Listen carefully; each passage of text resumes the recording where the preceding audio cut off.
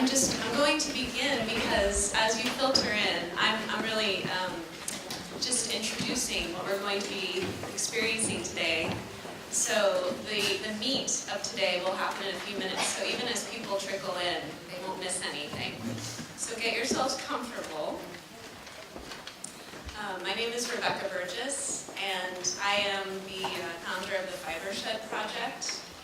And our organization is focused on education and creating the fertile conditions for economic development of and community building surrounding fiber systems. And so we are here today. You can see fiber systems expressed beautifully with all of the amazing artisans that surround us. And I'm so glad and I'm so thankful for all of their participation today. Everyone worked so hard to get here. And there are sheep in the back that you might want to take a look at today as well.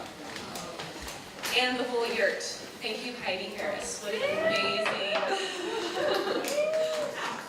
So definitely take some time to hang out in the yurt. This is the first time that yurt has been completed and is up, and it's all been, well, it's from all of the sheep from our community and our Fibershed, and it's all been basically hand felted by many individuals. And in fact, raise your hand if you felted part of that yurt. Yeah, okay, well there's more. There were quite a few. So, today, there are many more coming, but I'm going to begin. So here we sit together after traveling through the forest and the rangelands, and a landscape that has emerged through a millennia-old amalgam of geologic and hydrologic forces. And so I welcome you to this corner of the earth, on the edge of the North American plate. Welcome to Point Reyes. Today, as you drove through the rangelands, you might have found yourself breathing a little deeper as the land opened up before you and the road narrowed. As you passed the golden brown hillsides, the life of the grasslands emerged and the city fell away. Today, you will hear the story of those grasslands as never told before. It's a story of science and love. And it began when I had the serendipitous honor of meeting John Wick, Peggy Rathman, and Dr. Jeff Creek many years ago. It began sitting at a small circular table at a room in John and Peggy's ranch in Nicasio. Conversations ensued and questions were asked. And you will hear from John and Jeff today. Questions ensued like, what can we do to solve the climate crisis? We have already stepped into the initial rounds of climate chaos. What can we do? How can we create an ascending spiral of good with the resources that we have within the biological systems that exist? These questions persisted, and the research to explore potential solutions ensued, and now today, several peer-reviewed papers later, and large foundation grants have undertaken what is, and culminated in the Marin Carbon Project, which is now evolving now into the Carbon Cycle Institute. We now understand from all of the work that was done by these groundbreaking individuals with so much passion and motivation that we can and we do understand the mechanisms for removing carbon dioxide from our atmosphere. And you will find out how to do this and how much we can take out based on enhancing this carbon cycle through human management. Everyone in this room and listening nationally and internationally today is critical for us to successfully enter this new era, one that I like to liken or call the Great Drawdown. This is an era where we will all, everyone in this room, take part in removing carbon from the sky to the soil. And some of us will have the privilege of moving the carbon from the sky to our skin. Many of you sit here already. In the process of this great drawdown occurring, there are many layers of benefit. The drawdown itself creates the ascending spiral that both mitigates the climate crisis and also provides for our human material culture.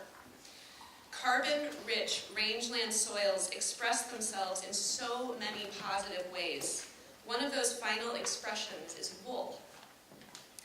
In honor of being in California, which is the largest wool-producing state in the nation, Fibershed, this small organization of passionate individuals, spent the last year researching a closed-loop, renewable energy-powered mill that would process all of California's wool. Our goal was to marry the rangeland science of the Marin Carbon Project with creating a carbon beneficial good that you could wear on your skin. And today is about narrating the roadmap to doing this. This is in process, but we have the map. So, you will hear the science. Get ready for your left brain to be quite activated. You will hear the policy that is being designed to support these new rangeland protocols to bring this to life on our soils in California and abroad. You will hear from young and emerging ranchers whose important livelihoods promise to protect these rangelands and keep them open and free from development. So, we are honored that you are all here. Each of you is an instrument in the implementation of the Great Drawdown. How many of you are ranchers or rangeland managers? Raise your hands. How many of you are artisans? Raise your hands. How many of you work for a brand or a larger company that produces clothing for human populations? Raise your hand. How many of you wear clothes? Very good. If you produce wool, those who I asked first, you are the managers of the great carbon sinks. You add value. If you add value to that wool, you, the artisans, are creating a truly sustainable culture, offsetting the effects of synthetic, toxic, and long-distance imports. You, as artisans, are creating an alternative from the dominant mainstream textile industry. If you are working with a large brand or you work for a large company producing textiles, you have the power to shift an entire industry. The alternative raw material sources for you to make this shift are coming your direction. Get ready for them. You have the power to transform the mainstream. If you wear clothes, which includes all of us, well, please note that every morning you wake up and dress yourself. You are voting for something. You are speaking the visual narrative that changes our culture. So, in the process of dressing yourself each morning, I ask that maybe you think about how your visual narrative will express what? Human health? Will it represent the place you live? Will it honor the carbon cycle? You have the opportunity to dress this way now with the artisans in this room. And as the brands get on board and are able to purchase from a larger mill, you will have access to even mainstream clothing that is also carbon beneficial. So we began last year with a cool clothing campaign, and this year we're just diving deeper. So with more artisans and producers here, we hope to enliven the mind, open the heart, and to also change the course of your wardrobe. So with no further ado, I would like to introduce the visionary behind the Marin Carbon Project, along with Dr. Jeff Wick, of course, but I really think that John Wick deserves already a big round of applause.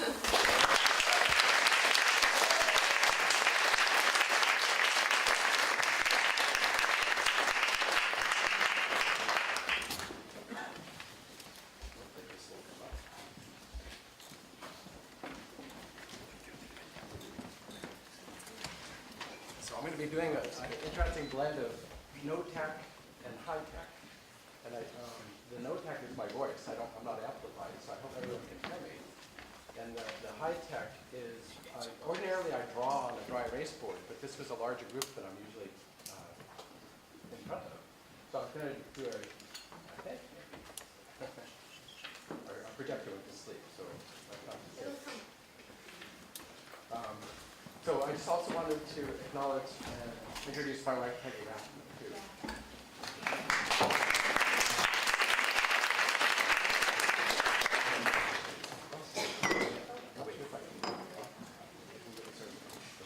You guys hear me now? No? Yes?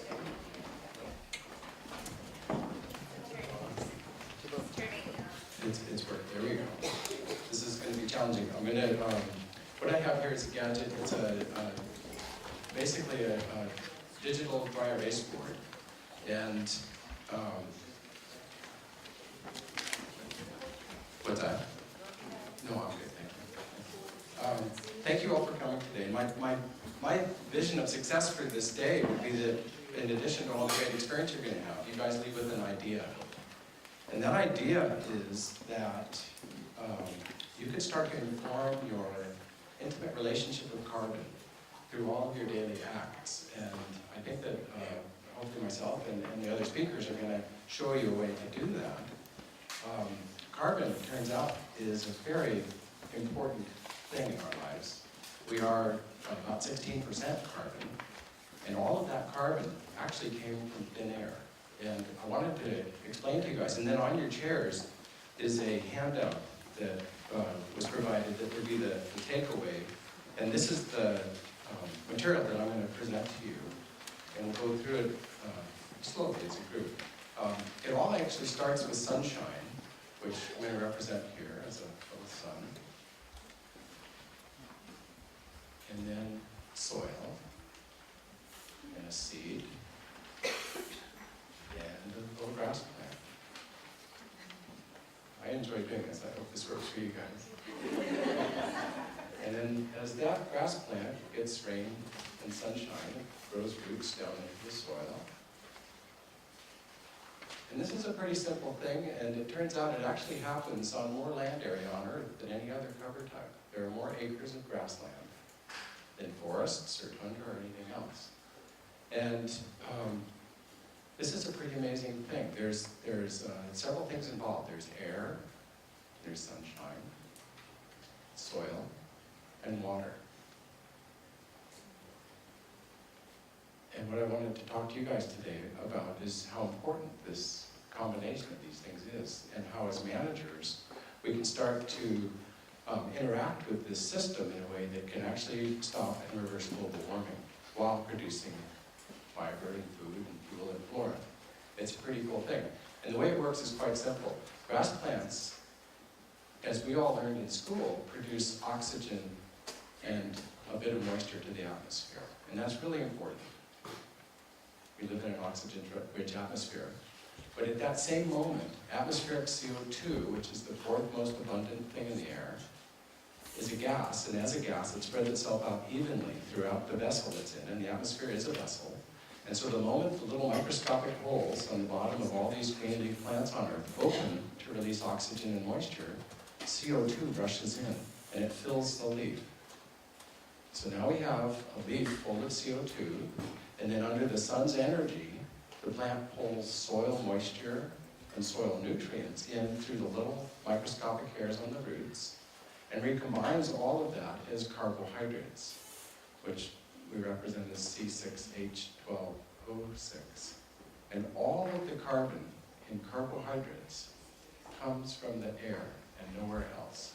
I always thought it came out of the soil through the roots. Turns out that there is a lot of carbon in the soil, and that soil is really important. But the reason it's important is because the more carbon there is in the soil, the more water that soil holds. And our research project, starting on our ranch in 2008, looked at that whole process and what's involved with getting carbon from the air through the plant into the soil. And in order to understand how that works, it's very important to understand that in the soil, carbon actually represents itself in one of three fractions. The labile fraction is fresh carbon, and it's very temporary. Most of it is in the bodies of microorganisms, plant roots. Most of it is actually going to go back to the atmosphere as CO2. A healthy soil system is very busy. It's full of microorganisms, trillions of them. And as they're going through their life processes, they oxidize carbon, just like we are right now. Every one of us is exhaling CO2 into the atmosphere. We're actually recharging the resource base from which all this happens. In that process, some of that labile carbon and the labile fraction is consumed and is digested by all of these microorganisms. And some of that carbon enters the occluded light fraction. This is interesting carbon because now this carbon actually starts to change the electrical properties of the soil structure, and it starts to hold more water in a plant available form. So the more carbon there is, in the soil, the more plant there is. This water ordinarily would have passed through the system, subject to gravity, and left, recharging our aquifers and things like that.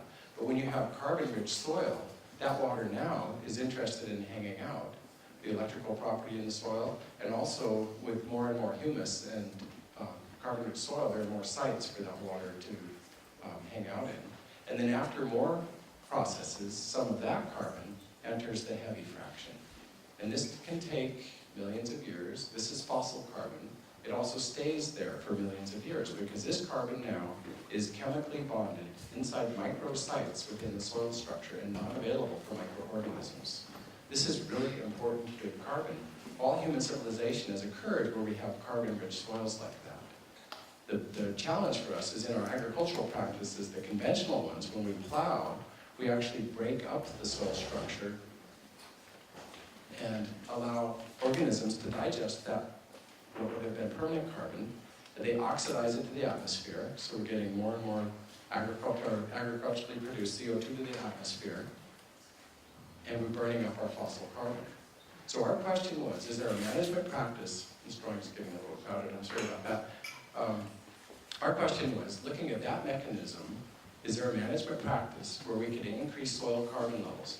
And when we started our project in December of 2007, we met with Dr. Wendy Silver at UC Berkeley, and she said, I doubt it, I doubt we can measure it, and you probably won't like the results if we look at it. And so we went ahead and looked at it, and it turns out, and this really surprised her, that in fact there are management practices that can enhance soil carbon in these two forms. In order to look at that scientifically, we had to do a soil survey to establish what our soil carbon baseline levels were. So we looked at 35 sites in Marin and Sonoma to a meter deep, and these were lands that were typical of management, dairy pasture and beef pasture. And we found an amazing thing. We found 30 tons of carbon up to 150 tons of carbon per hectare, which is 2.5 acres. We're talking to scientists now. This is a huge amount of carbon, and that's a big spread. The scientists asked, well, what was the history of these high carbon sites? All of them had had wet dairy manure applied, spread on the top of the soil as a disposal solution. But that carbon in that manure, some of it somehow ended up, at least directly or indirectly, increasing soil carbon in the heavy fraction. And then a very exciting thing happened. The scientists sent that soil sample to have it carbon dated.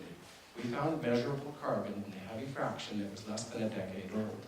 This is really important news. This means that management practice, unintentionally or intentionally, resulted in soil carbon increases in the heavy fraction, the permanent fraction, within a decade.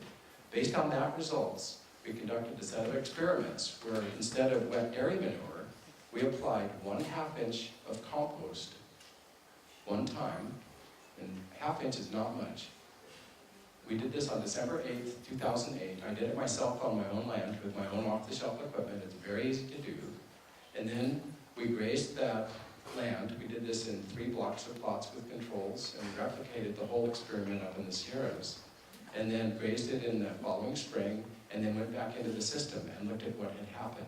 We found amazing results. We measured a 50% increase of forage production compared to the control plots.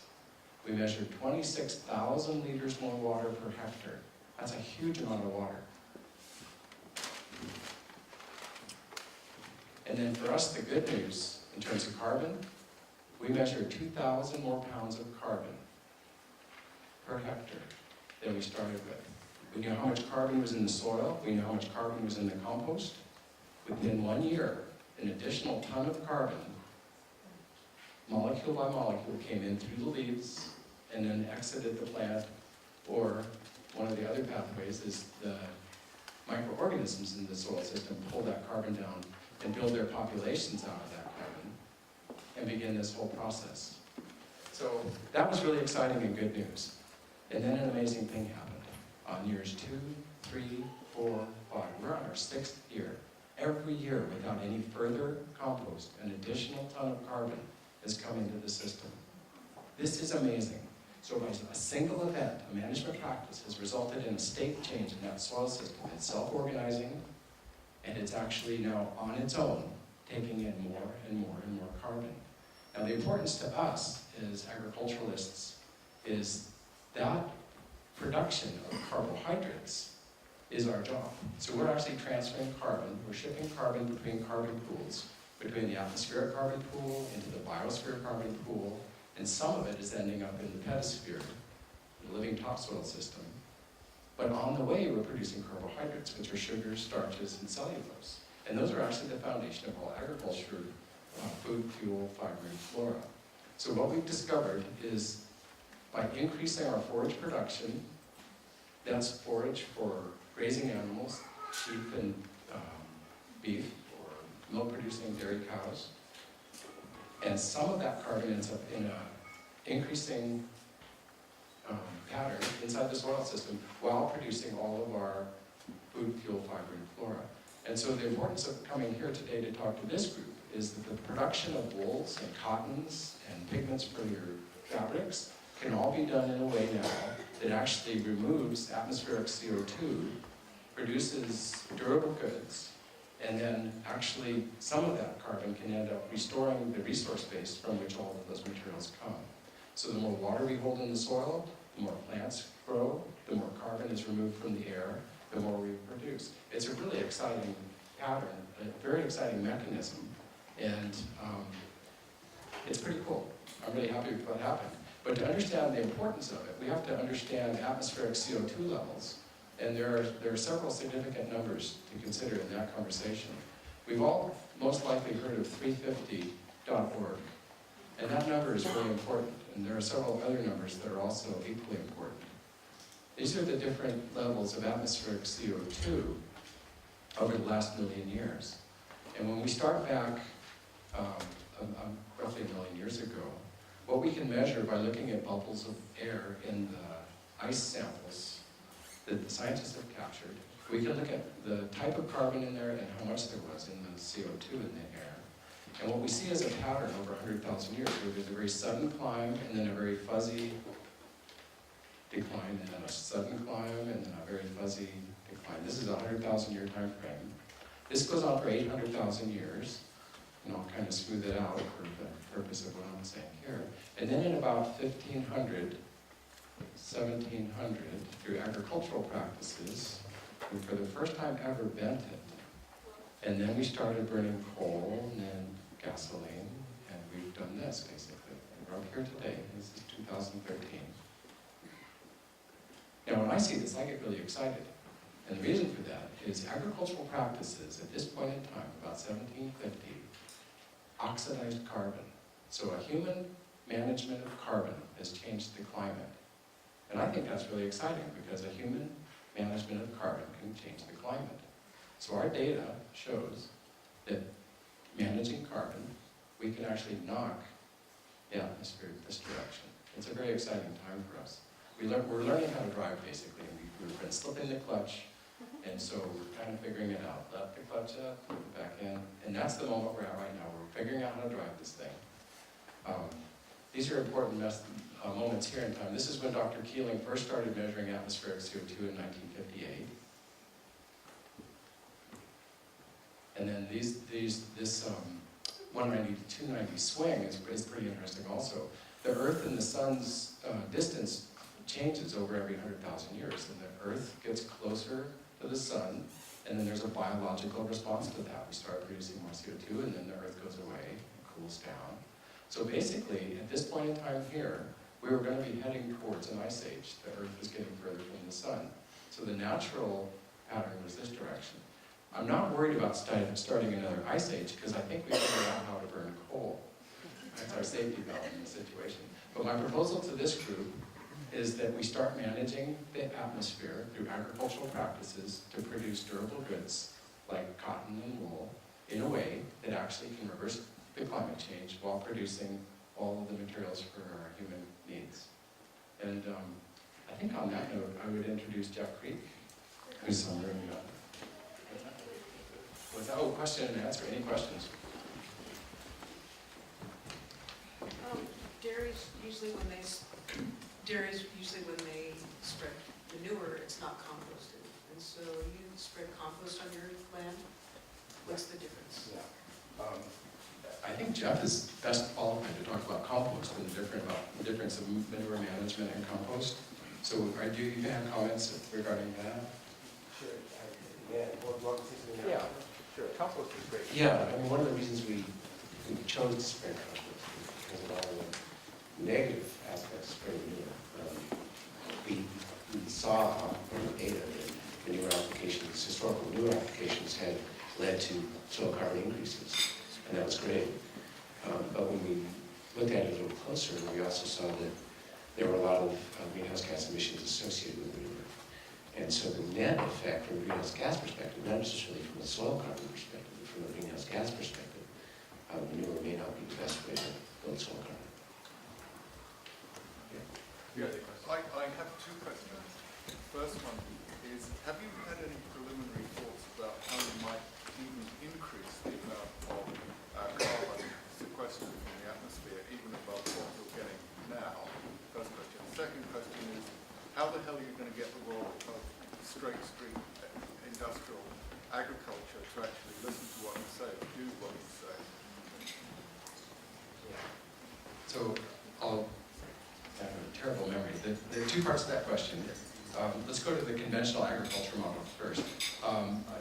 What I understand from Bhanav Shiva right now is that 70% of the food produced on Earth is produced by small farms and is not actually the product of large-scale conventional agriculture. Large-scale conventional agriculture exists, basically driven by profit, and by removing human labor, you can increase profits, and then getting your plants to be a monocrop so that your machinery can harvest them, because now you don't have labor, is the model there. We were very strategic about entering rangeland systems, because by definition, rangelands are not fertilized, watered, or managed. It's the natural, whatever grows out there. The minute you start managing them, it becomes pasture. It's by looking at the single largest cover type. It's very interesting about rangelands globally. Over half of Earth is rangeland, and most of them are grazed currently. Grazing management accounts for over half human occupation on Earth. So stepping into an existing system where the existing practices could perhaps just be changed a little bit could result in the outcome we're looking for. But what's important in this is we've actually now mastered a mechanism. We're looking at a mechanism in a system, and then the question is, what are the other systems that mechanism works in? Arable lands, which are plowed. Oh, sure. Yeah, I want to draw one more thing in the... Oh, I'm supposed to be up front. Sorry. What was your second question? Have you had any preliminary thoughts about how you might even increase the amount of sequestering of carbon over what you're already getting, which was an amazing fortuitous discovery and is hugely significant? So there's a couple ways to increase the quantity of carbon we're getting in the soil. One would be to do it on a larger land area, and then I think your question is about, can we get more carbon per hectare? And that's an exciting question, because some people suggest that we'll saturate the soils with carbon. And I think that would be a nice problem to have. Let's go there. On our ranch, it's actually a degraded system. It was a dairy for 100 years in New Castro, and it was overgrazed. It was hammered. It's compacted soils. We have very poor carbon levels in our soil. It's about 1%. Jeff, with his work at the McAvoy olive plantation, has increased his soil carbon significantly over several years, doing compost application and grazing management. And what he experienced, and I'm not sure if he'll talk about this, was the lift from 1 to 4% was relatively easy. And then above that, it became harder and harder and harder to do. So my suggestion is we get all our carbon levels up to 4% wherever we can first. And the best strategy for that would be to work wherever it's easy. So wherever people are willing to participate and want to start, that would be our low-hanging fruit, and then expand outward from there. So where would we get the most compost? And that's probably urban areas. So perhaps the rangelands surrounding urban areas are where we should start with. And to that end, we've been, when I say we, it's the Marine Carbon Project, and Tori will speak about the Carbon Cycle Institute.